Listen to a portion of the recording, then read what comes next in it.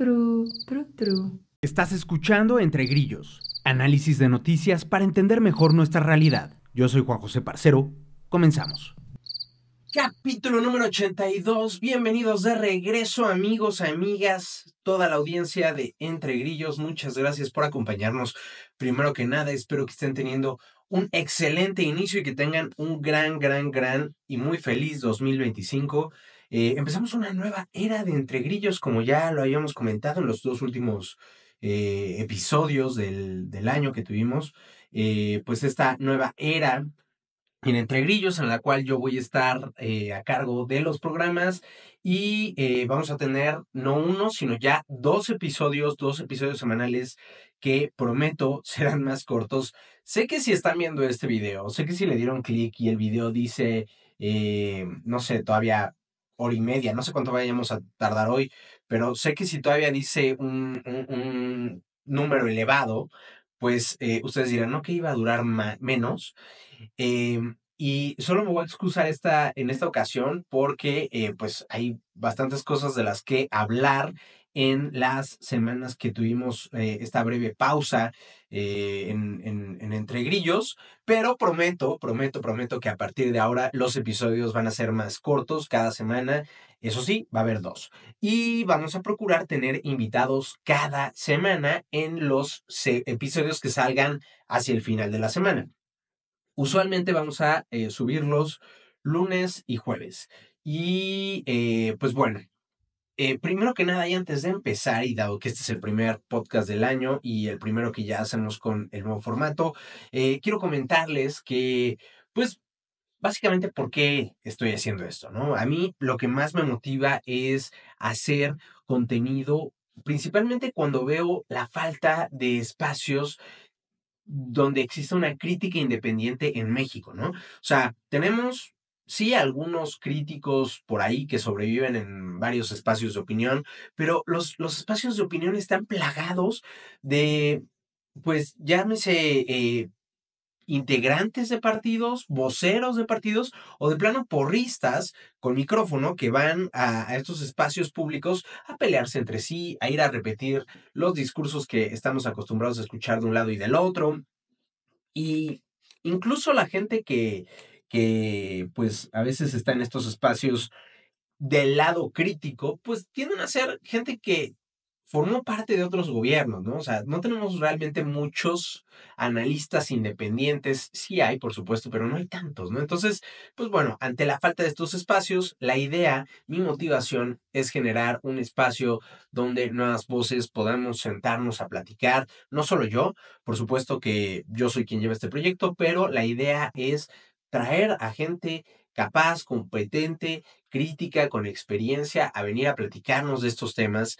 Y bueno, pues la verdad es que es una tarea colosal, es una tarea que requiere muchísimo tiempo y pues se vuelve complicado cuando, como es en este caso, uno no monetiza, pero afortunadamente tengo el apoyo de todos ustedes que están aquí semana a semana viendo estos episodios y también tengo la gran motivación de los que me están apoyando con no solo viendo el episodio, que ayuda muchísimo a ver los episodios, dar like, compartir, comentar, seguirme aquí en YouTube, en Spotify, donde sea que están viendo, pero también muchísimas gracias a todos los que dan un pequeño apoyo monetario mes con mes con este apoyo de el equivalente a un café a la semana, al mes, perdón, 60 pesos mensuales.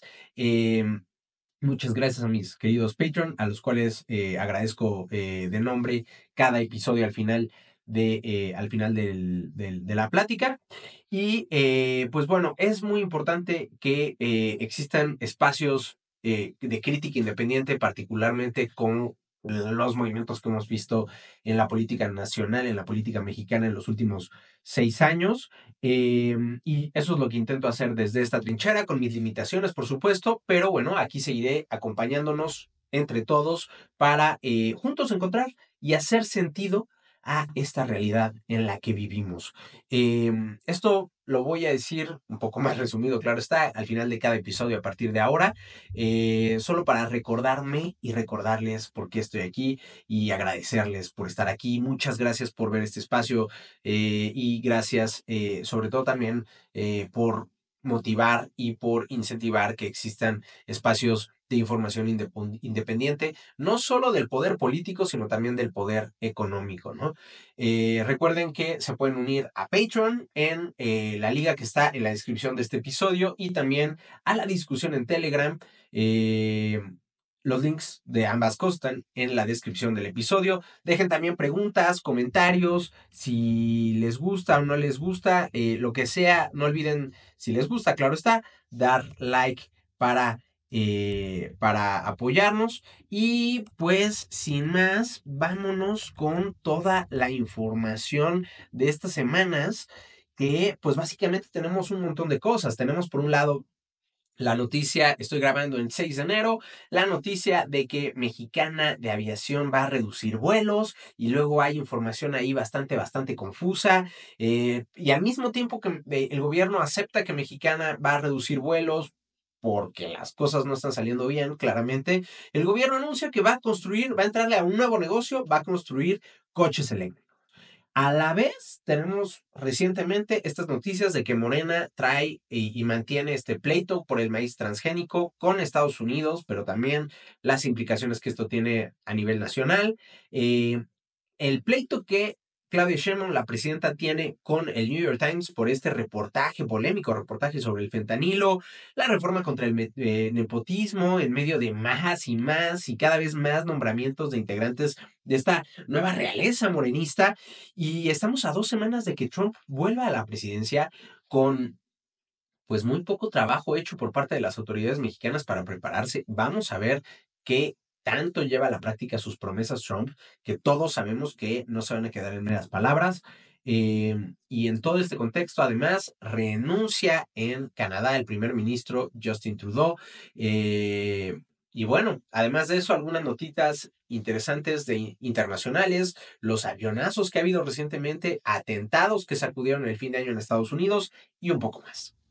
Y ustedes disculparán que estoy un poco mormado, pero bueno, el frito que está haciendo aquí en el Valle de México está bastante bueno. Por cierto, este miércoles voy a subir, usualmente los capítulos, los segundos capítulos de cada semana se van a subir los jueves, pero esta semana va en miércoles y ojo porque tenemos invitada muy especial. Así que, pues bueno, vamos con toda la información.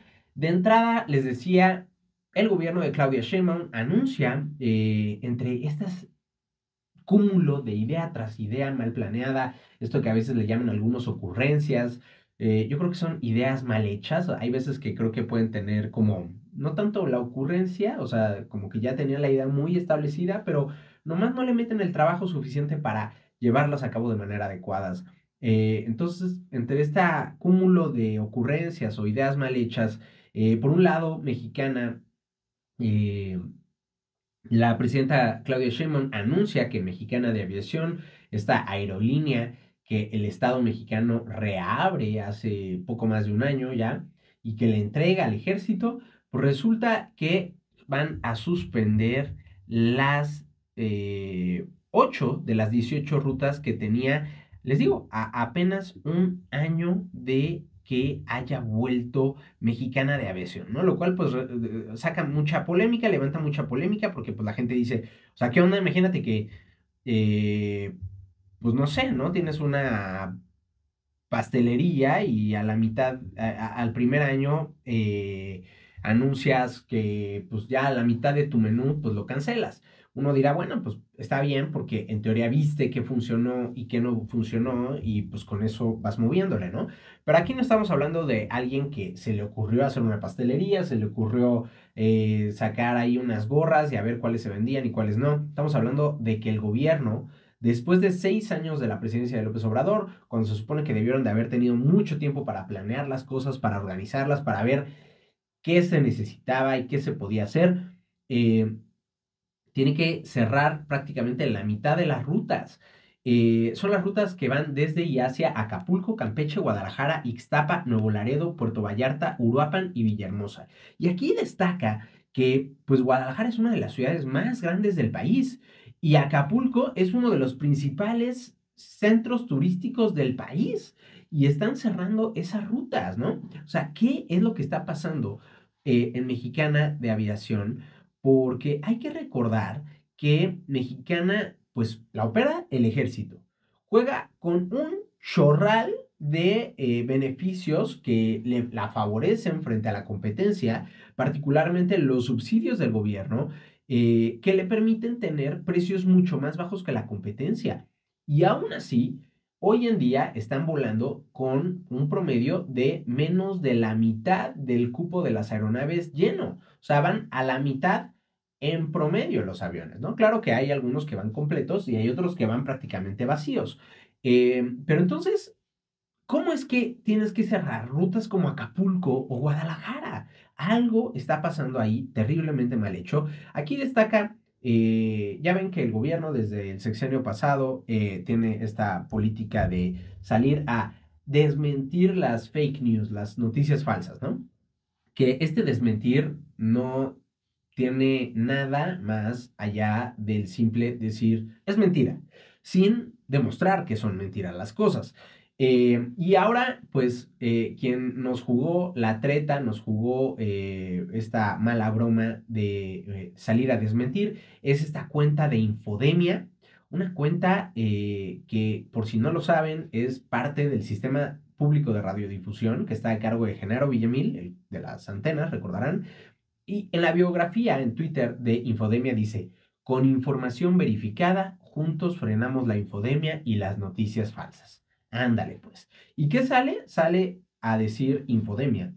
Que no era cierto, que Mexicana iba a cerrar las rutas, que no había esa información. Y luego se dan cuenta de la regada y pues salen a bajar el tweet y pues hay un relajo, ¿no?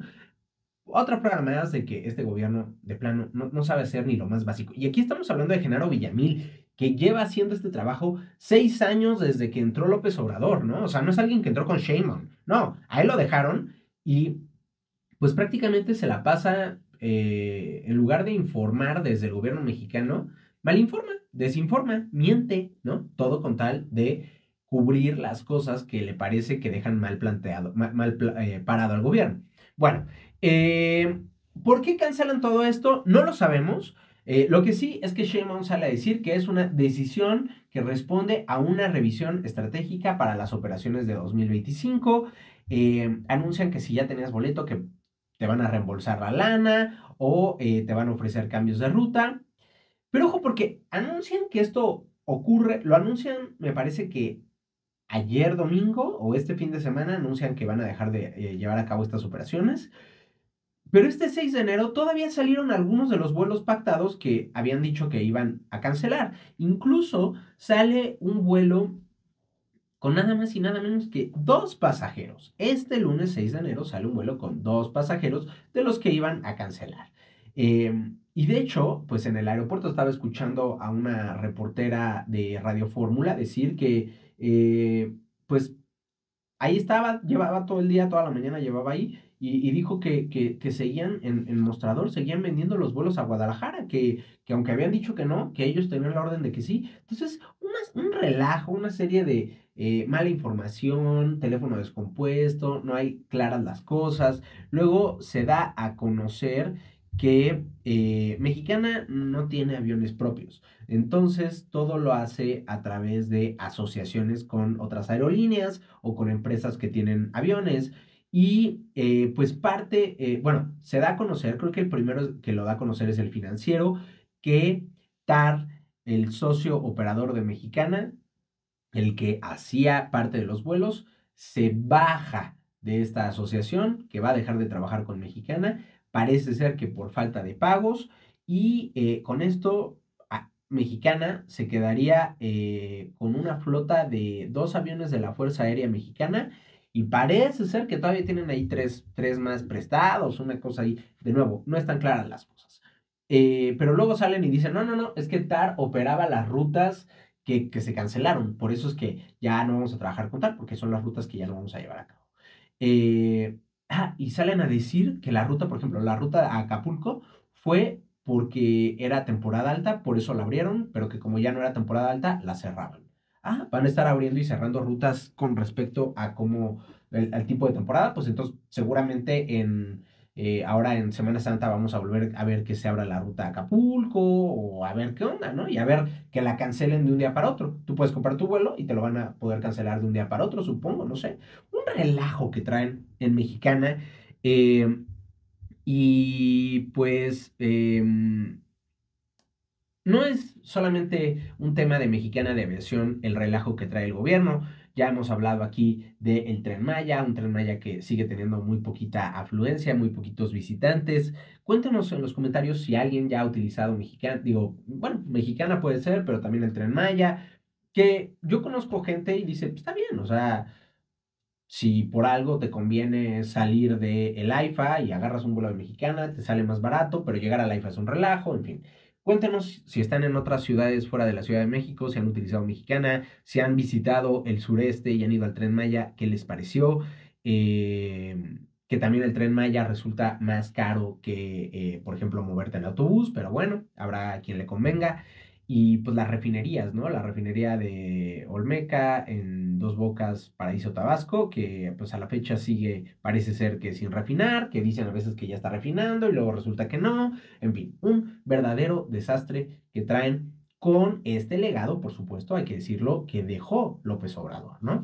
Estos elefantes blancos que luego los morenistas aplaudían de que vean, este presidente sí dejó resultados claros con Mexicana y con ahí está el Tren Maya, todo el mundo lo puede ver, pues sí, pero cuando las cosas no están bien planificadas, no está todo estudiado para ver que sea algo. Ahora, aquí hay que mencionarlo, ¿no?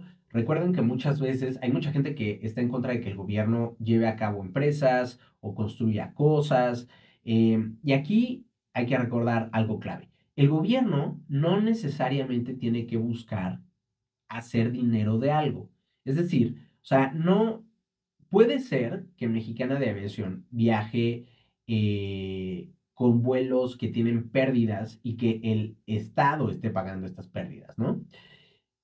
Y no necesariamente esto tiene que ser malo, siempre y cuando el gobierno determine que la ganancia, la utilidad, tal vez no es financiera, no es en dinero, pero estás resolviendo un problema social, ¿no? O sea, si por ejemplo piensen en leche liconza, perdón, o estas cosas que el gobierno pues hacía desde hace varias décadas, ¿no? De alimentos mejorados con nutrientes que el gobierno regalaba o vendía a muy bajo precio. Y podría uno decir, bueno, pero la gente, o sea, el gobierno no está haciendo ganancia de esta leche, incluso la está perdiendo porque la está regalando, lo que sea. Pues sí, pero está dando esta leche para garantizar que los grupos más vulnerables, los grupos que viven en familias, los niños que viven en familias muy pobres, pues tengan acceso a los nutrientes necesarios para crecer saludablemente. Entonces, en ese sentido, tú gastas, no recuperas en dinero eso, pero garantizas que esas generaciones están creciendo bien. Acá, pues bueno, ¿qué tanto nos ayuda que Mexicana tenga ciertos vuelos? Habría que ver caso por caso, porque el gobierno decide abrir estas rutas más baratas a ciertos destinos, ¿no? Por ejemplo, a Acapulco podríamos decir, ah, bueno, pues es que después de los huracanes de Otis y del de este año que acaba de pasar, pues el gobierno quiere incentivar que la gente vaya a Acapulco, entonces pone vuelos más baratos, no importa que le pierda, pero la idea es llevar a la gente a Acapulco de manera rápida, como lo es en avión, y barata, porque lo están vendiendo a menos del precio, pero pues la idea es que vaya la gente y que fluya el dinero para que se reactive Acapulco, ¿no? Y que vuelva a funcionar todo. Pero bueno, es de las rutas que cancelaron. ¿Qué sentido tiene mantener otras rutas de las que están ahí en la lista que tal vez el beneficio no es tan claro, ¿no? El Tren Maya igual, la idea es desarrollar el sureste a partir del turismo, una idea bastante, pues, nada progresista y bastante colonizadora, pero bueno, lo digo porque Morena ya saben que se cree de izquierda o se auto vende como de izquierda, pero el punto es, no siempre tiene que haber un beneficio económico, pero en estos proyectos no hay beneficio económico y pues los resultados en otros rubros son bastante dudosos. Dicho esto, No le va a parar ahí Sheinbaum, porque aunque heredó Mexicana, el Tren Maya y la refinería de Dos Bocas, ella quiere armar su propia empresa. Vamos a ver si esta también termina siendo un elefante blanco o no. Se trata de la armadora de coches Olinia, una armadora de coches del Estado mexicano que va a generar mini vehículos eléctricos. La idea es darle el proyecto, bendito sea Dios, no al ejército, o al menos no hasta ahora, porque va a ser el Politécnico Nacional y el Tecnológico Nacional de México los que van a estar a cargo del proyecto. Todavía no tienen ni idea de dónde va a estar ni la fábrica, pero anunciaron que tienen el proyecto de tres coches de tres tamaños diferentes, pues, uno para uso personal, que es básicamente estos mini cochecitos que parecen moto con caparazón, eh, que es pues, para que vaya una persona, unos cochecitos también bastante chiquitos, pero que tienen espacio para más personas, que le llaman de movilidad de barrio y un mini camión para entregas de última milla, pues, o sea, la última parte del trayecto donde ya tiene que ir el mini camioncito a entregarle a los lugares así como muy chiquitos. Pues esos son los tres vehículos que anunciaron que van a tener. No es la primera vez que el gobierno tiene una o participación en una automotriz. De los 60 a los 80 tuvieron una que se llamaba BAM, ¿qué? Vehículo Automotriz Mexicano, una cosa así. Vehículos Automotores Mexicanos. Pero bueno, tampoco fue redituable. Y cuando pues la economía... otro tema a decir muy importante. El gobierno puede darse el lujo de tener estos proyectos en donde pierde dinero siempre y cuando tenga una buena economía. Y aquí hemos hablado una y otra vez de que el gobierno cada vez tiene más presión financiera porque cada vez, entre tanta beca, tanta pensión, tanto todo el dinero que se da en transferencias directas a la población, pues la presión a las arcas es cada vez más alta y va a seguir subiendo. Y es dinero que pues el gobierno da y que pues ayuda a mucha gente y lo que quieran, pero pues no es algo que produzca para el gobierno en sí, ¿no? Es algo que mueve la economía, pero se tiene que, pues bueno, X. El punto es que estas empresas que no son redituables funcionan siempre y cuando tengas en las arcas dinero disponible para gastarlo en eso. Pero pues ya tenemos la refinería de Dos Bocas, ya tenemos el Tren Maya, ya tenemos Mexicana de Aviación, que no me queda claro si va a seguir existiendo próximamente o no. Tal vez en 1 o 2 años Claudia dice, miren, ya ni estaba funcionando, tenía 2 vuelos al día, mejor ahí muere y la cierra, vamos a ver. Pero a esto se va a unir Olínea, la automotriz. Entonces vamos a ver si esta automotriz sí mínimo r- genera ganancias para compensar los gastos o si ni eso. Porque está muy bien que son vehículos baratos. Van a ser vehículos que se prevé estén entre los 90 y los 150,000 pesos de el valor, pues, lo que van a costar. Pero de nuevo, o sea, le vas a apostar a que la gente siga teniendo más vehículos privados, esto sí, ecológicos, en lugar de meterla al transporte público. eh, y además, pues tienes al principal competidor de este mercado, que son las motos. Motos que te valen 15, 20, 30,000 pesos, a veces hasta menos de 15,000 pesos te vale una moto, ¿no? Entonces, esta gente, pues, si vas a tener uno de estos cochecitos individuales, pues tienes la ventaja de que tienes un poquito de carrocería y techo y lo que quieras, pero te va a salir en 90,000 pesos contra tener una motito de 30,000, 40,000 pesos. No sé qué tanto vaya a ser atractivo. Y en ese sentido, pues a ver si no, luego tenemos otra carga más al erario público con Olínea. Eso sí, anunciaron que el primer modelo va a estar para el Mundial de 2026. O sea, a la fecha no saben dónde va a estar la fábrica, pero ya anunciaron que van a tener listo un modelo en año y medio. Vamos de nuevo a ver, vamos a ver si no acaba siendo como el tren que anunciaron que ya estaba listo para conectar a la Ciudad de México con el AIFA y que a la fecha no existe, ¿no? Y en todo este relajo, se une una nueva polémica a las acciones del gobierno, que es el tema del maíz transgénico.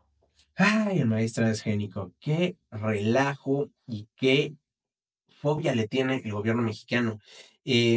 Tan solo en estas semanas Para resumírselas, México perdió en una demanda que Estados Unidos metió dentro del marco del Tratado de Libre Comercio entre México, Estados Unidos y Canadá, el TEMEC, luego de que el gobierno mexicano prohibiera el maíz transgénico. ¿Y qué pasó? Que Claudia Sheinbaum anunció una reforma para consolidar la prohibición del maíz transgénico. O sea, nos ponemos necios, ¿no? Eh, Vamos a empezar por lo básico. Aquí he hablado varias veces del maíz transgénico. No soy ningún experto, pero bueno, me he leído algunas cosas. De entrada, ¿qué es el maíz transgénico? Los productos transgénicos, porque puede haber maíz, puede haber, no sé, lo que quieran, son organismos que modifican con genes de otras plantas o microorganismos para aumentar la resistencia de estos alimentos o de estos organismos, aumentar los nutrientes que tiene, aumentar su tamaño. Ahora, ojo, usualmente se modifica una pequeña cantidad del genoma de estos organismos. Normalmente los organismos transgénicos se les llama organismos genéticamente modificados, pero en el argot popular se les llama alimentos transgénicos, ¿no? Los alimentos transgénicos normalmente tienen menos de 1% de alteración en el genoma. Cabe decir que la alteración de la comida no es algo nuevo. O sea, la humanidad ha modificado, prácticamente desde que existe la agricultura, el ser humano ha ido modificando los alimentos que consume, que produce de la tierra, como a través de la cruza de siembra vas agarrando hablamos del maíz, ¿no? El maíz, pues hay, no sé, o sea, las muestras de hace mil o miles de años, probablemente tenían un tamaño mucho más pequeño, tenían menos granos, tenían menos sabor de lo que hoy en día tienen. Pero se van cruzando las semillas de tal manera que vas teniendo cada vez un maíz más grande, más jugoso, más rico, con más granos, ¿no? Eh, Solo que ahora lo hacen en un laboratorio en lugar de hacerlo en el campo, lo cual hace que sea mucho más eficiente. Pero pues hay gente que no le gusta esto, ¿no? Ahora, por un lado está ese argumento medio temeroso de la tecnología que dice, no, ¿cómo voy a comer algo que está hecho en laboratorio? Y por otro lado está el argumento de los productores nacionales. Em, el tema del maíz transgénico no es algo nuevo. En 2013 el gobierno estuvo a punto de otorgar 62 permisos para sembrar maíz transgénico a empresas como Monsanto Bayer, Dow AgroScience México, PHI México y Syngenta Agro, o sí creo que se pronuncia así, Syngenta Agro. Y entonces, 22 organizaciones de productores, diversos individuos y demás se unieron y formaron el colectivo Demanda Colectivo Maíz, Colectiva Maíz, que tenía esta campaña de Sin maíz no hay país. Eh, Ellos hicieron toda una campaña contra los transgénicos eh, y hay que decirlo, o sea, por un lado tenían pues razón en ciertas motivaciones de decir, a ver, o sea, yo soy un productor nacional, yo tengo mi maíz aquí y quieren darle permiso a estos cuates para que vengan a producir un maíz súper poderoso, ¿no? Un maíz que tal vez es más resistente a plagas, un maíz que tal vez es más, ¿qué va a pasar conmigo? ¿No? Sobre todo porque han habido casos, no sé si con el maíz particularmente, creo que sí con el maíz. Yo recuerdo hace muchos años haber visto algún documental donde mostraban cómo estas empresas llegan con ciertas prácticas bastante depredadoras, prácticas oligopólicas, llegan a imponerle a los productores la semilla de que, oye, ¿qué maíz produces tú? ¿Este maíz? No, este maíz, dile adiós. Ahora vas a producir mi semilla de maíz porque está, ahora sí que como dicen, más mejor, está mejorada, está más rica, está más resistente a las plagas y demás. Vas a producir esto, ¿no? Y pues, ¿qué pasa? Que igual y hay quien dice va, y igual y hay quien dice no quiero, ¿no? ¿Cuál es el problema? Por un lado, el costo de las semillas. O sea, como son muy poquitas empresas las que producen semillas de maíz genéticamente modificado, puede ser que la semilla te salga mucho más cara y entonces ya le sales perdiendo, ¿no? Porque aunque puede ser que vendas más producto, pues te va a salir más caro producir ese producto. Y luego, lo más preocupante es que era a los cultivadores que decían no voy a producir este maíz. El maíz es un alimento que, perdonen si lo explico mal, pero básicamente, o sea, se poliniza, ¿no? O sea, las semillas pueden volar o las pueden transportar animales, ¿no? Como las abejas, no sé, los animales que viven en estos ambientes y que van de un cultivo a otro y van polinizando los cultivos y puede ser que se llevaran semillas y de repente hubiera maíz de un lado de estas empresas en los cultivos de algún agricultor que no quería producir este tipo de alimentos, ¿no? Y entonces, ¿qué pasaba? Que las empresas los demandaban para quitarles sus tierras, o sea, los demandaban para quitarles lana y con eso los obligaban a vender o a tener que vender de sus semillas. Es decir, las prácticas de estas empresas son terribles, ¿no? Sin embargo, el gobierno mexicano se queda con el argumento de que es malo para la salud, que no es bueno, o un argumento como más nacionalista, ¿no? De, no, es que hay que cuidar la semilla mexicana porque el maíz nació aquí. Y está bien. O sea, yo no estoy diciendo que nos pongamos todos a comer, a que los productores se pongan a cosechar, a cultivar y a cosechar maíz amarillo gringo y que todos aquí traguemos ese maíz. No, no, no se trata de eso. Eh, pero hay razones también para defender a los alimentos transgénicos, ¿no? Simplemente dejen ver, por aquí tengo los argumentos. Bueno, o sea, hay esta idea de que los transgénicos son más contaminantes para los ecosistemas, pero en realidad hay pruebas de que reducen el uso de pesticidas y de diversas, no sé, los organoclorados como el DDT o los organofosforados, o sea, estas especies de sustancias que se le echan a los cultivos para control de plagas y pesticidas y demás, se reducen con el uso de cultivos transgénicos, pues porque hacen resistente a la planta contra estas plagas, ¿no? También, por ejemplo, el uso del pesticida malatión baja, que se utiliza para matar insectos, baja con el uso de maíz transgénico, ¿no? También los puedes hacer resistentes a sequías, a inundaciones, y esto considerando pues hacia dónde va el mundo puede ser bastante útil y práctico para la gente que produce el maíz, ¿no? Y finalmente, cuando se aprueba una semilla transgénica, pues va de la mano con un montón de estudios que se tienen que hacer para garantizar no solo que es seguro para su consumo, sino además que es seguro para la fauna, ¿no? Para la población de ese medio ambiente, ¿no? Como los insectos nativos y demás. Entonces, todo esto lleva a que, por ejemplo, el maíz nativo de aquí en México te puede producir, según estuve leyendo, 1.5 toneladas por hectárea, mientras que el maíz transgénico te puede producir hasta 15 toneladas por hectárea, 10 veces más.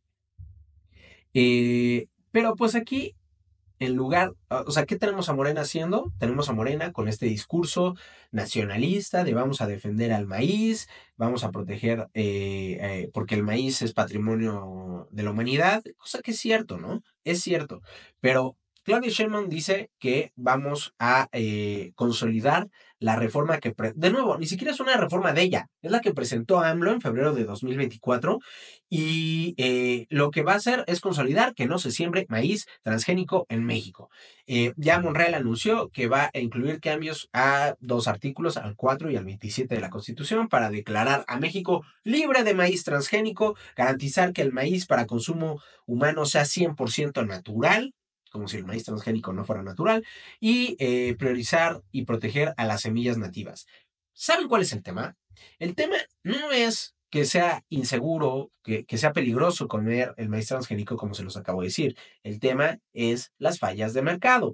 ¿Por qué no se regula cómo trabajan estas empresas? Porque además les voy a decir algo, el maíz transgénico en México no se usa para consumo humano, se usa para consumo animal, que se puede usar para consumo humano, pero no se usa. Y el tema es que México no produce el suficiente maíz como para satisfacer la demanda de maíz, ¿no? México es de los países del mundo que más maíz consume. Obviamente somos el país de donde salió el maíz, pero México produce 30 millones de toneladas de maíz cada año y además tiene que importar 17 millones. Es más de la mitad de lo que produce, que tiene que importar no solo de Estados Unidos, sino también de otros países como Brasil o Argentina. Y el transgénico, les digo, solo se usa para animales. Entonces, pues ahora vamos a tener que ver qué hacer con esta falta de producto. Y además nos vamos a meter en un pleito porque el TEMEC tenía ahí contemplado que el maíz sí se podía vender para uso animal, el transgénico, ¿no? Eh, Ahora, que por cierto, el maíz no solo es el principal cultivo de México, sino en el mundo. En el mundo, 1.100 millones de toneladas se producen cada año. México consume 4% del maíz producido todos los años en el mundo, cuando México tiene solo 1.6% de la población mundial, ¿no? Entonces, ahí para que vean la cantidad de maíz que come México en promedio, que son prácticamente 80 kilos de maíz por persona al año, principalmente en tortilla, ¿no? Ahora, ya hablamos de estos temas, de los riesgos por las fallas de mercado, de que si le cobran a los cultivadores, los obligan a cultivar su producto. Hay que reconocer que el problema está ahí, en cómo las empresas tienen prácticas monopólicas u oligopólicas para controlar el mercado de semillas transgénicas e imponer sus precios. Ese es el problema. Y ahora, la respuesta o la solución a todo este tema no está necesariamente en andar prohibiendo el maíz en otros lados. Si aquí se produjera el maíz suficiente, pues adivinen qué, no tendríamos que estar comprando de Estados Unidos.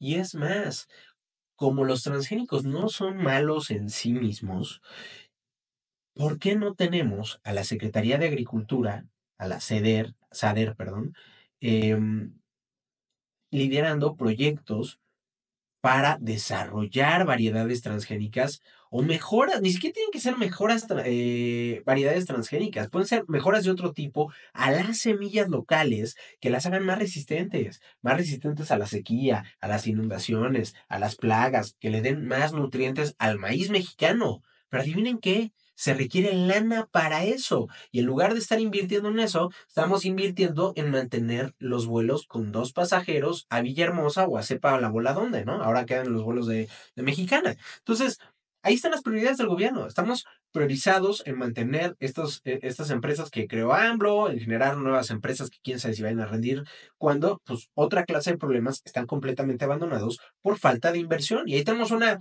nueva presidenta científica y que no sé qué, y en lugar de invertir en la ciencia, se reduce el presupuesto para la ciencia, ¿no? Em, en fin, esa puede ser una alternativa bastante interesante, pero que no, en lugar de eso, el gobierno está enfocado en prohibir.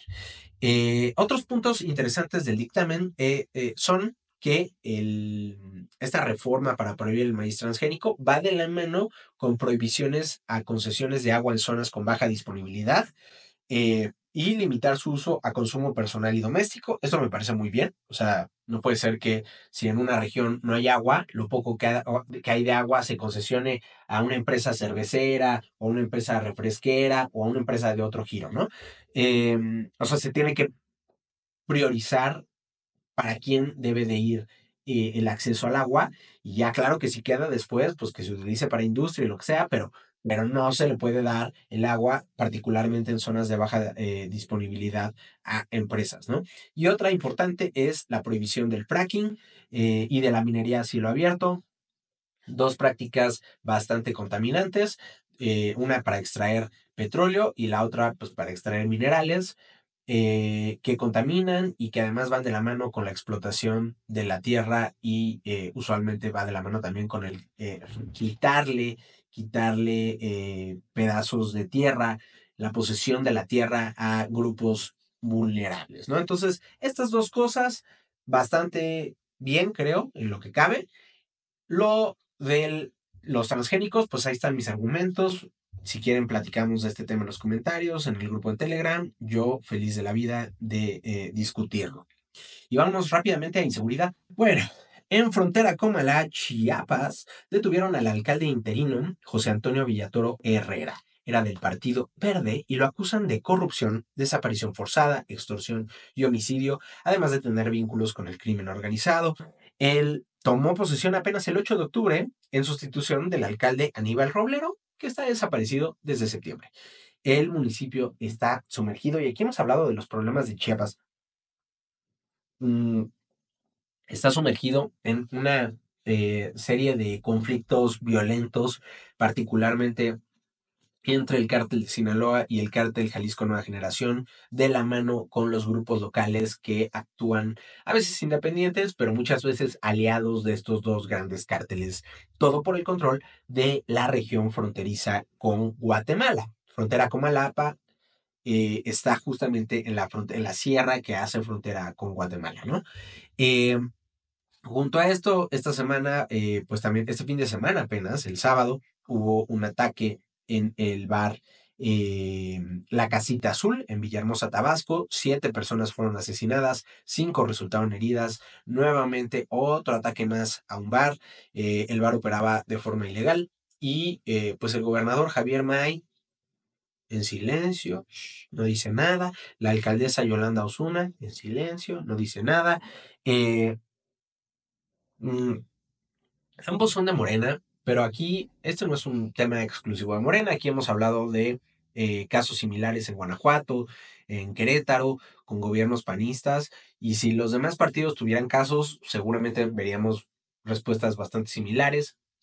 Se hacen guaje, le echan culpa a quién sabe quién, al pasado, a ver a quién, pero no se hacen responsables y parece que no tenemos mucha idea de cómo estar parando estas oleadas de violencia. Y el caso que nos deja en claro que la situación no es exclusiva de los gobiernos locales, sino también del federal, es la guerra en Sinaloa. Ya llevamos más de 120 días, más de 4 meses de guerra en Sinaloa y sigue la violencia a tope. Homicidios, secuestros, van 76 restaurantes que detuvieron actividades. Sheinbaum dice, la mano dura no es la opción, no es la solución, poco a poco va a haber resultados. Y sí, yo no estoy diciendo que haya mano dura, ¿no? Pero han habido estrategias prácticas para reducir rápidamente en un lugar muy específico la violencia, como ocurrió con los casos de Ciudad Juárez en su momento, de Coahuila. Son casos, son estrategias que no te funcionan en el largo plazo, no te funcionan para todo el país, porque requieren muchísimos recursos, pero funcionan en el corto plazo. Y creo que a Sinaloa, y particularmente a Culiacán y Mazatlán, les urge una estrategia así.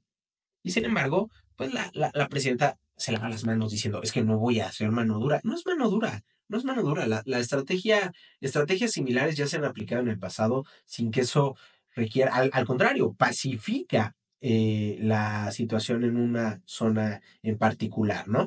Y además, dice, los resultados van a llegar poco a poco. Perdón, pero llevamos 6 años con una estrategia con resultados mediocres, de los cuales hemos hablado aquí. O sea, el presidente López Obrador prometió cuando llegó al poder que en 3 años iba a bajar a la mitad los homicidios. 6 años después se fue y todo lo que pudo fue hacer una baja de 20%, que dices, pues una baja de 20% no está tan mal. Pues sí, pero comparado con el peor pico en la historia de México desde la Revolución. O sea, bajó, pero pues porque estábamos en el punto más grave de la historia y de ahí estamos en unos 80 homicidios al día, 75, 80 homicidios al día en promedio y pues así sigue, ¿no? Entonces, a ver si los cambios que está trayendo Sheinbaum de apostarle a la inteligencia y apostarle sobre todo la inteligencia civil desde la Secretaría de Seguridad, con todas las dudas y con todas las acusaciones que hay en torno a un personaje como Omar García Harfuch, pero a ver si eso ayuda mínimo a pacificar, ya no digamos a hacer que los criminales enfrenten la justicia, a traer a que las madres buscadoras encuentren a sus desaparecidos. Ya no digamos eso, mínimo a pacificar el país, a bajarle a los homicidios, a ver si sí con el tiempo, ¿no? Eh, por cierto, aquí voy a meter así como con calzador un poquito este tema de Emilia Pérez, la polémica película esta francesa que hacen sobre la versión del director en toda su ignorancia sobre el tema, el contexto y la realidad mexicana que hace y que decide retratar la situación del narcotráfico, de los desaparecidos y además también meterle ahí temas de transgénero a una comedia musical malograda, sin actores mexicanos, sin actores que hablen siquiera bien español, ¿no? Eh, yo solo voy a decir una cosa, se vale hacer contenido desde fuera de la problemática, no creo que todo el contenido tenga que, o sea, idealmente uno debería de ver, consumir contenido de alguien que está desde dentro de la problemática, ¿no? Porque son la gente que lo vive y que sabe cómo es, pero se vale hacer contenido desde fuera. Y desde fuera aplica no solo desde fuera del país, ¿no? O sea, desde fuera de la realidad del problema del narco en el día a día, pero también se vale desde afuera. Pero, pero, me da un asco brutal. Los productos, llámese películas, pero también series, pero también música, pero también libros o novelas o lo que sea que hagan, donde se ensalce el origen del problema, en este caso el narcotráfico, sin crítica alguna, sin incluir la visión de las víctimas y sin el más mínimo gramo de interés por informarse sobre el tema, como es particularmente en el caso de Emilia Pérez. Así que al diablo con Emilia Pérez y al diablo con todos los que hicieron ese pedazo de basura. Mejor vayan al cine a ver contenido de otro tipo, contenido bien hecho. En fin, otra cosa que levantó mucha polémica fue el reportaje, el segundo reportaje del New York Times. Recordarán que hace ya algunas semanas o meses hablamos de una primera entrega en la que el New York Times, de la mano de la jefa del New York Times aquí en México, Natalie Kitreff, y de Paulina Villegas, la reportera que trabaja con ella, habían hecho un trabajo sobre cómo el cártel de Sinaloa reclutaba estudiantes de química para hacerlos cocineros en una especie de Breaking Bad mexicano de la vida real, ¿no? Y ahora sacan una segunda entrega donde, pues, muestran, particularmente el tema se iba a que buscaban, a cómo es que el cártel busca voluntarios para probar nuevas fórmulas para la droga, pero también incluía una visita express que hicieron a una cocina, porque ya saben que le dicen cocinar la droga, a una de estas cocinas, uno de estos laboratorios hechizos del narcotráfico, ¿no? Eh, pueden ver el reportaje en el New York Times, creo que puedes ver un número al mes de artículos gratis. eh, pues ahí decían que pues los cárteles están buscando entre personas sin hogar o adictos en recuperación a voluntarios a los que les ofrecen 600 pesos por inyectarse esta droga experimental que ellos están haciendo del fentanilo, que de por sí es súper peligroso. Imagínense, 600 pesos. ¿Qué ¿Qué estilo de vulnerabilidad debes de tener, no? O sea, ¿qué estilo de vida tan vulnerable tienes que tener para aceptar 600 pesos para inyectarte algo que te puede matar?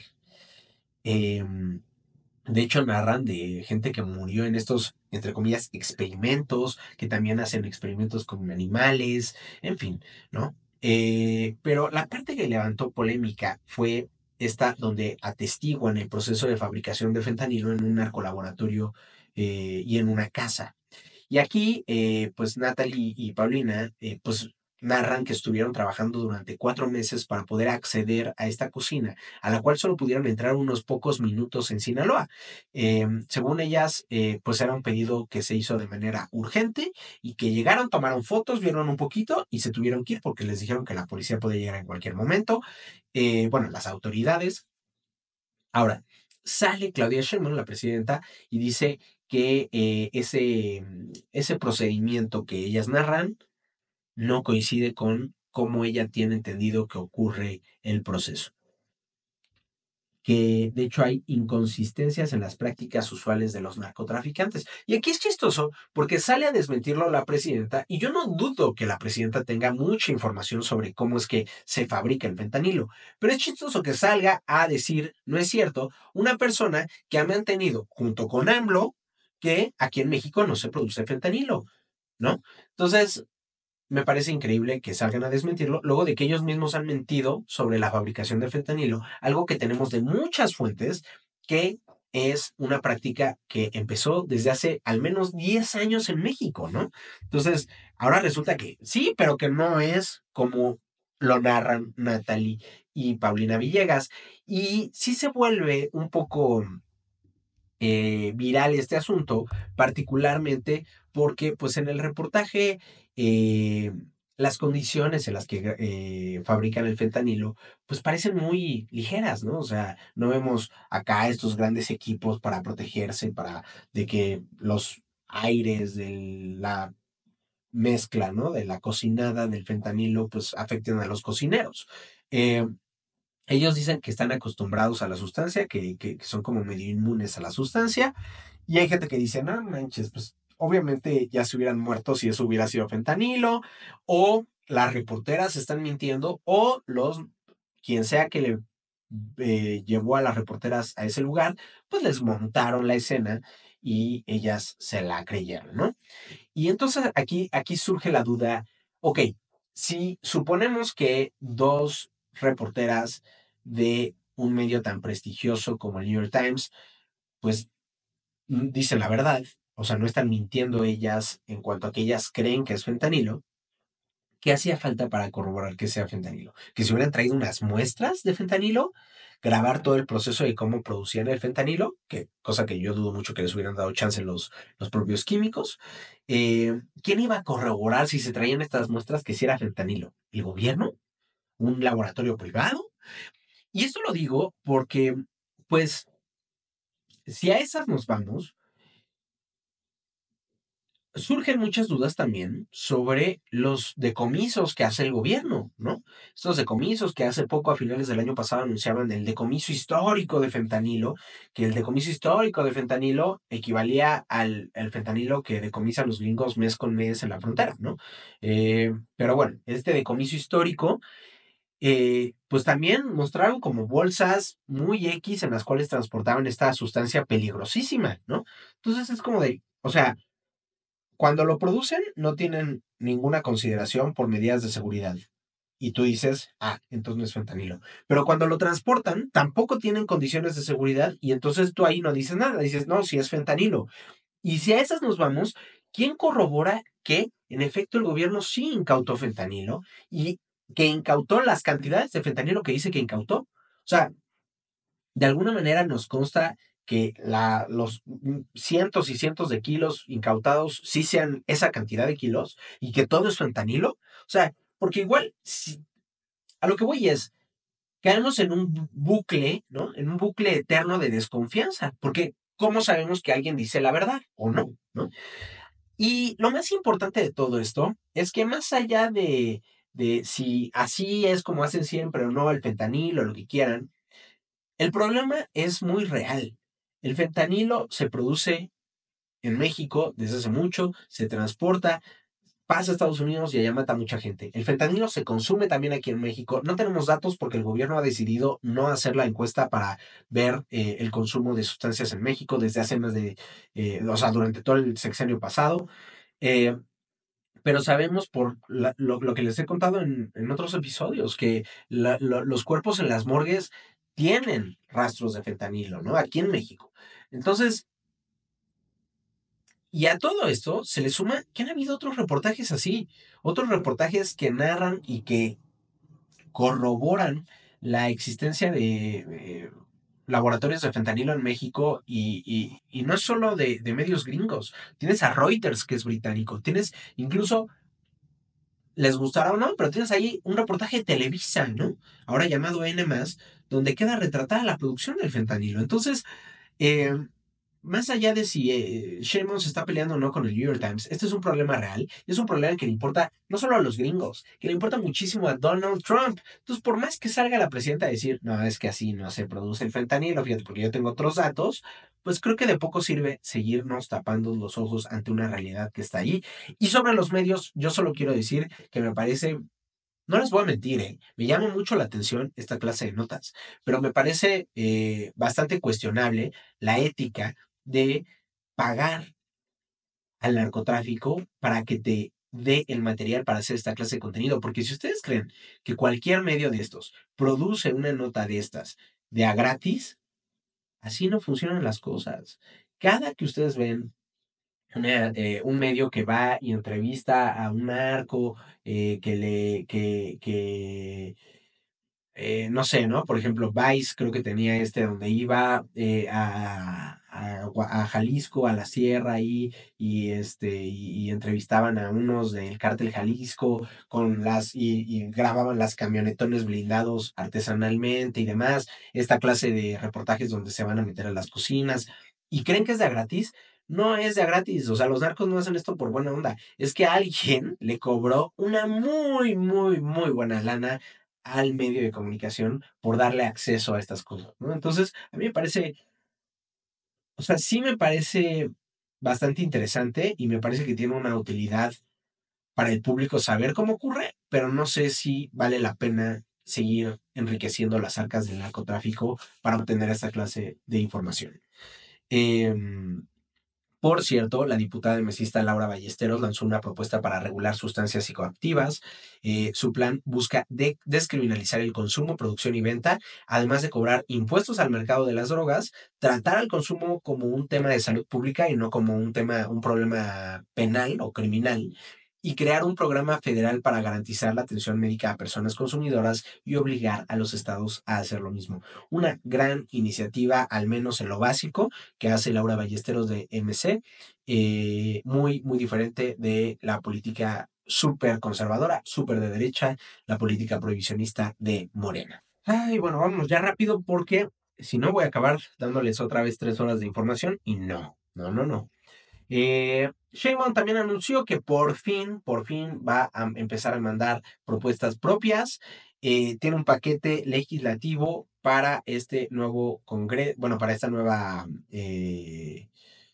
ay, se me fue la palabra. Bueno, ahora que el Congreso regrese a trabajar, ya ven que se toman sus buenas vacaciones como entre grillos, y pues mandará 14, más bien, varias reformas constitucionales, así como 14 eh, leyes secundarias a reformas constitucionales previamente aprobadas por Morena.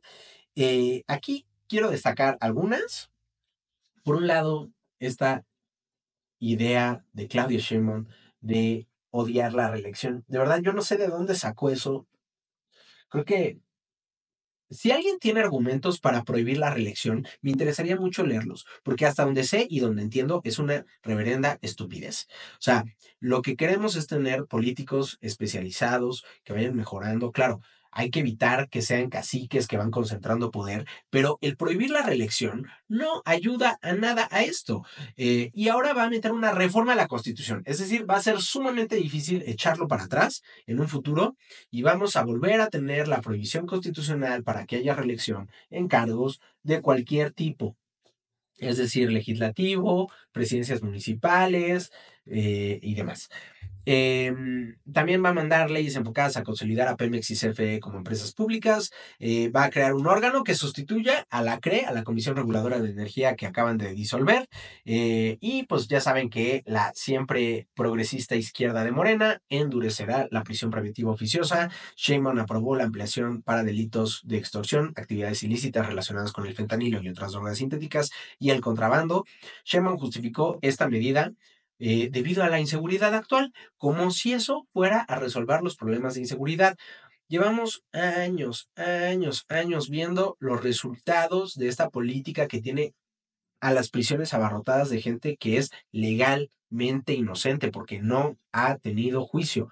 Y pues en lugar de mejorar la justicia, el acceso a la justicia y mejorar cómo funciona todo este proceso, vamos a elegir a los jueces por voto popular y vamos a seguir metiendo a gente legalmente inocente a la prisión.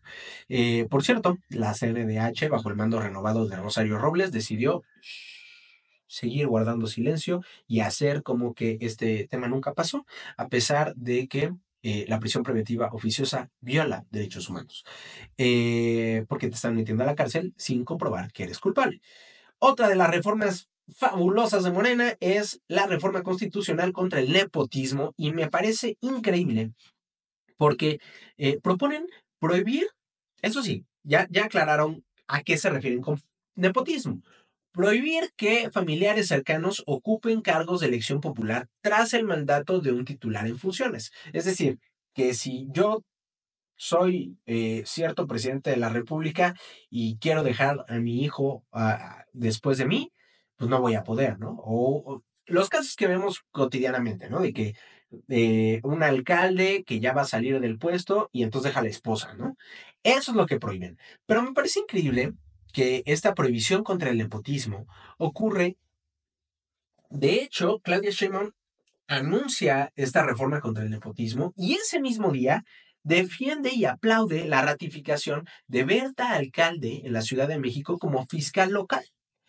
Berta Alcalde, ya les habíamos platicado aquí, iba que volaba para ser la fiscal de la Ciudad de México.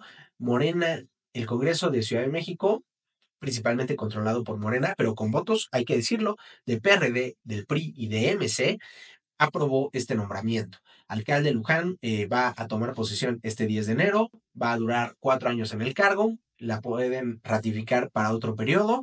El puesto estuvo vacante 2 años por la falta de votos y Sheinbaum defendió que Berta Alcalde tiene pues su especialidad en derecho penal, ¿no? Entonces pues está bien preparada para el puesto. Ahora, yo no niego que estén mal preparada para el puesto. No sé si súper bien preparada para el puesto, pero a ver, Berta Alcalde es licenciada en Derecho por la UNAM y tiene una maestría en NYU. Se ha especializado en Derecho Penal y Derecho Comparado. Ha sido abogada litigante, docente, asesora de instituciones de seguridad y de justicia penal.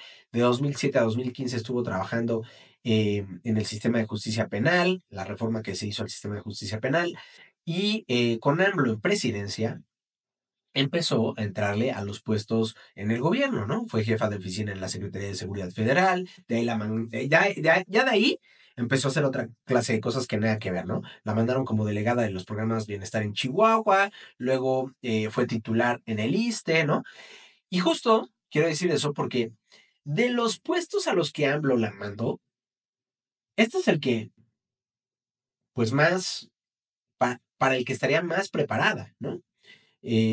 AMLO la puso como titular en el ISSSTE, luego la intentó postular al INE, de hecho se mencionaba que querían que fuera la presidenta del INE, pero no quedó en el INE, y luego hasta la puso en la terna para la Suprema Corte de Justicia, y en lugar de Berta, quedó la incompetente de Lenia Batres, ¿no? Eh, para cualquiera de esos puestos, ISSSTE, INE y Suprema Corte, Berta no tenía ni de chiste las cualidades necesarias para ocupar la vacante. Por supuesto que Lenia Batres tampoco, pero Berta no daba el ancho. Para fiscal de la Ciudad de México, en comparación, pues sí, es el puesto al que más tiene capacidades para ocupar, ¿no?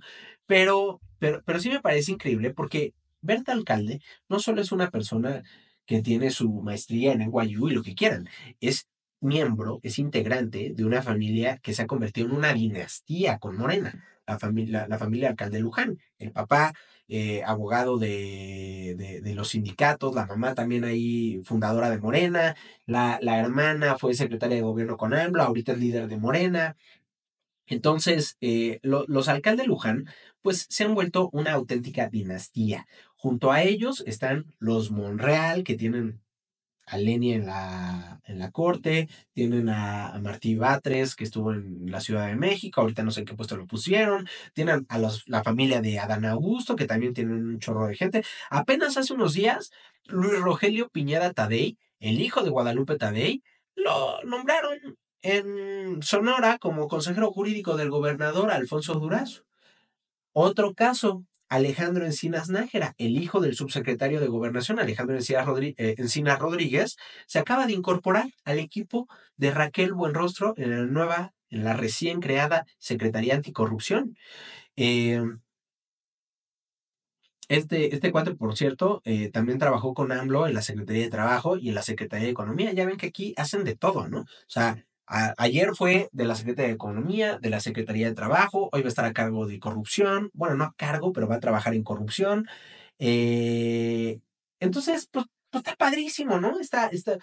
nos ponemos la bandera de que nosotros pasamos la reforma contra el nepotismo cuando tienes auténticamente a una realeza conformada por ciertas familias de políticos ultrapoderosos hoy en día ahí. Lo mismo que hacían el PRI y el PAN, si quieres, pero por eso son parte de lo mismo.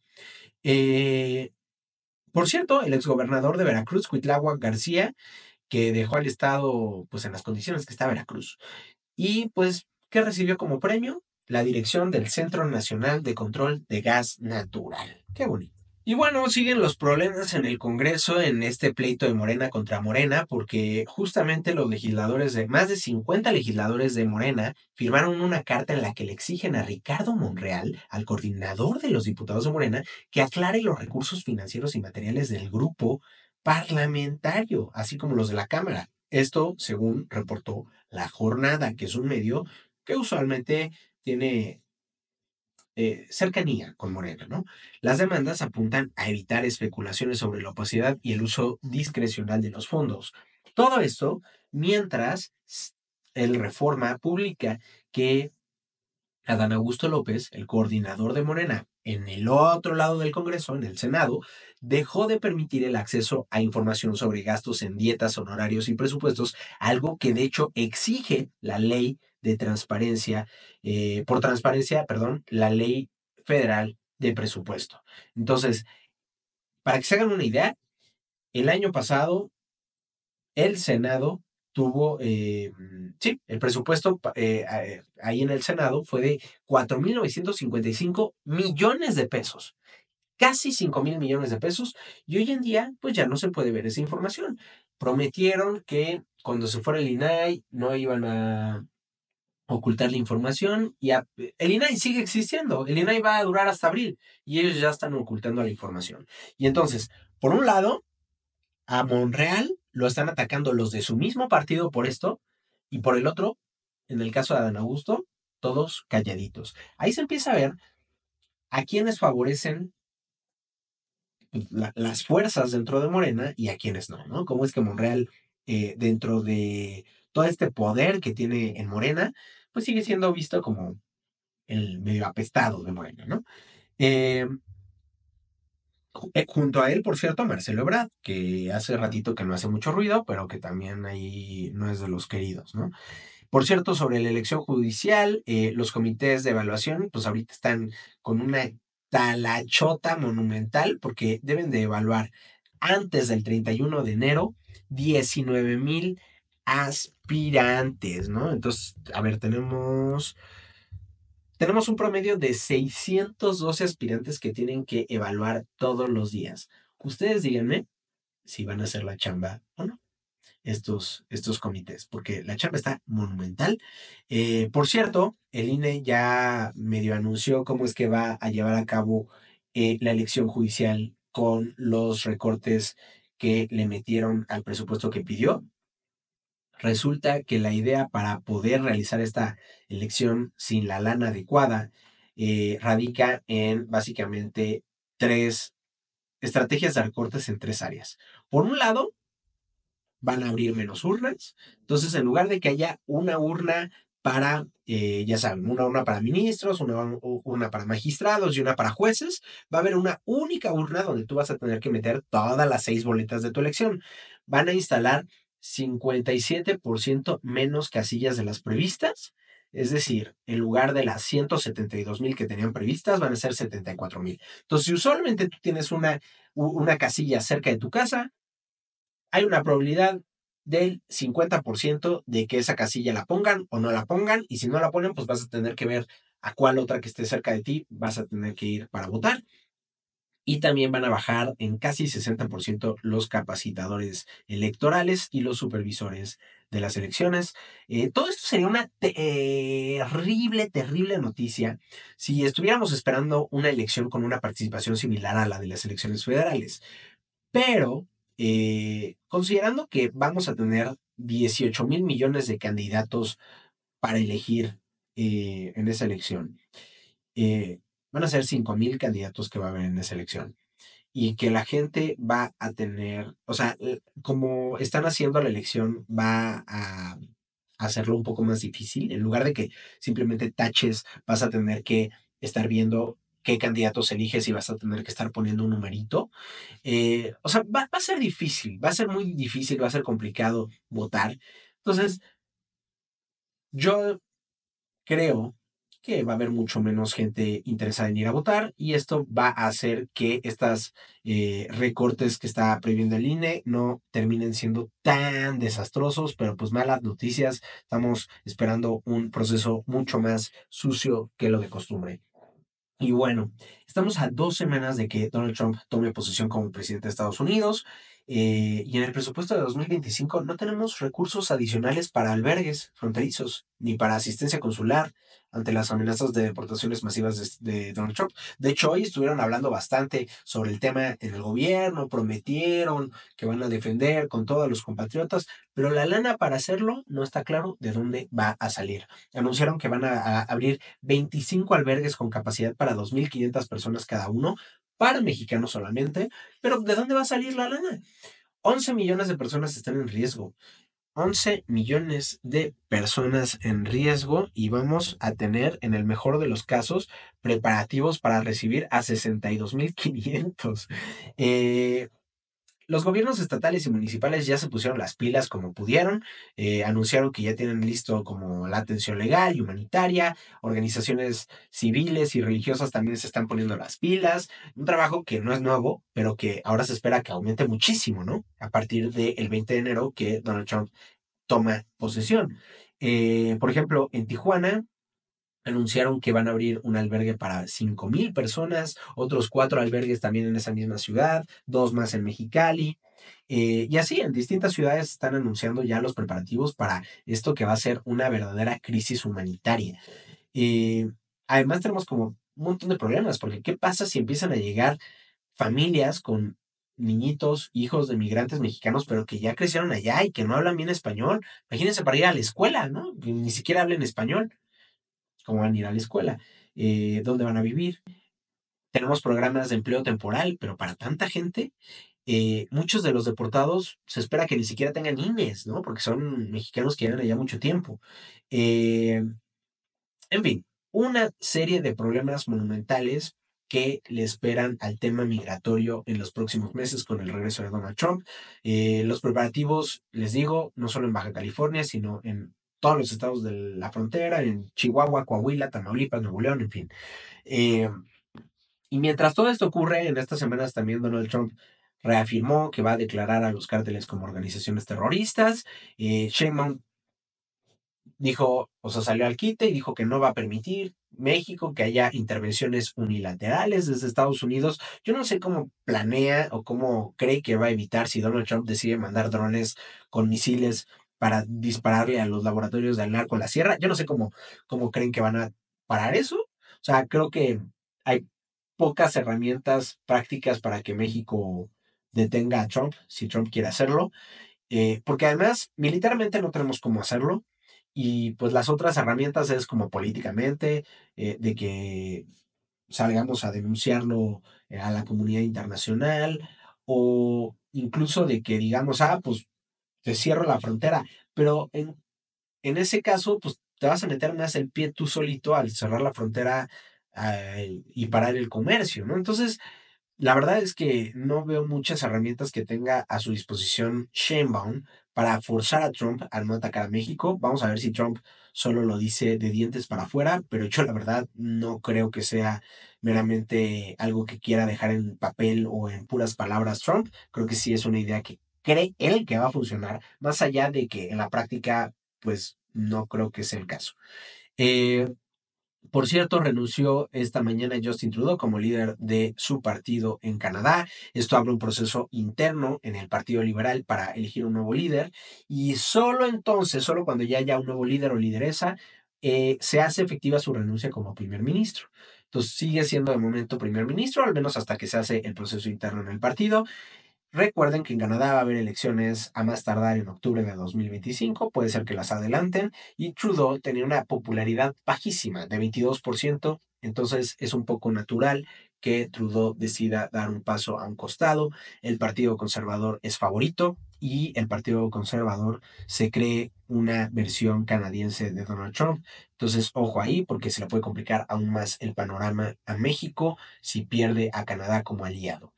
Eh, en más noticias internacionales, los accidentes de aviones que hubo en este fin de año en el mundo. Dos destacan, el de Kazajstán, donde murieron 38 de las 67 personas que iban a bordo. Este ocurrió el mero 25 de diciembre. Las causas no fueron aclaradas, pudo haber sido un ataque aéreo ruso. De hecho, el presidente de Azerbaiyán culpó a Rusia porque el avión iba de Azerbaiyán a Chechenia y se cayó en Kazajstán o lo tiraron en Kazajstán.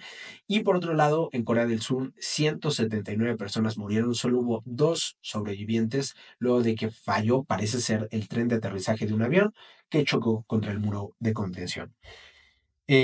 También hubo 2 eventos que se llevaron las portadas en Estados Unidos. El primero, un atropellamiento masivo en los festejos de Año Nuevo en el corazón del barrio francés en Nueva Orleans. 14 personas murieron, 35 resultaron heridas. El atacante, que era un veterano del ejército gringo, también disparó contra la gente luego del choque. Llevaba una bandera del Estado Islámico, llevaba bombas, explosivos, había colocado explosivos por ahí que no explotaron afortunadamente, y utilizó una camioneta eléctrica que, como no se escucha el motor, pues es aún más peligrosa. También hablando de coches eléctricos, una Cybertruck, la camioneta de Tesla, explotó frente al hotel de Trump en Las Vegas. Eh, Dentro de la camioneta encontraron el cuerpo de una persona que creo que a la fecha no ha sido identificada. 7 personas resultaron heridas, pero las autoridades sí señalaron a alguien como responsable.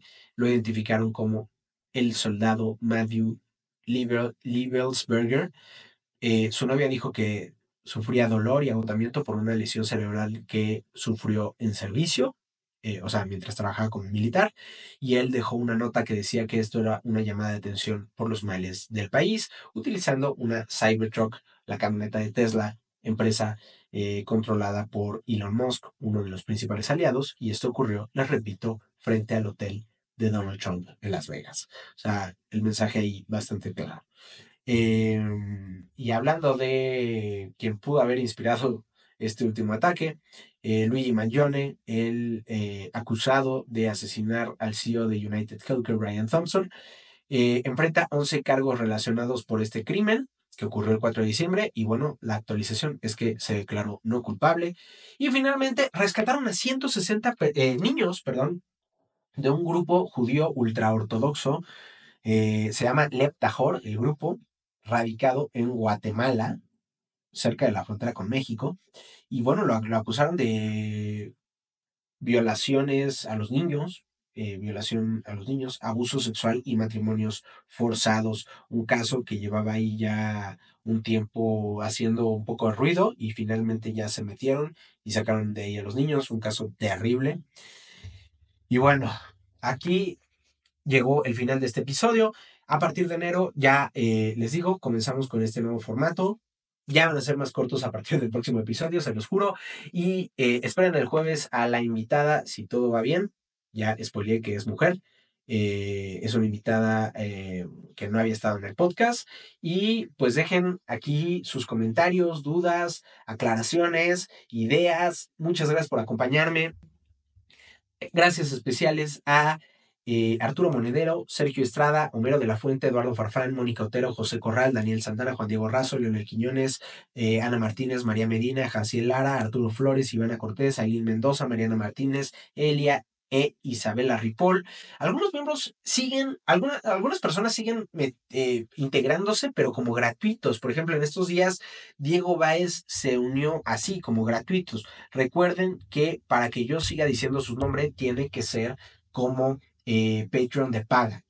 Y pues bueno, gracias por ver este espacio. El emoji de la semana puede ser pues los símbolos de celebración, los conitos, y el emoji con la que está como soplándole a esta, ¿cómo se llama? Como, no me acuerdo cómo se llama, pero esto de los festejitos, ya saben, cualquier emoji de festejo, porque estamos iniciando 2025 y estamos iniciando una nueva etapa en Entre Grillos. Muchas gracias por vernos. Nos vemos aquí pues este miércoles con el nuevo episodio. Cuídense, bye.